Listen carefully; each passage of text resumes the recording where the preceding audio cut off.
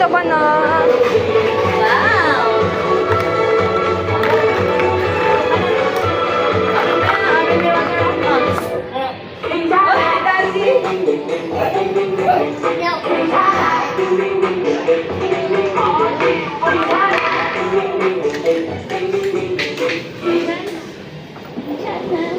Please be mindful of their belongings.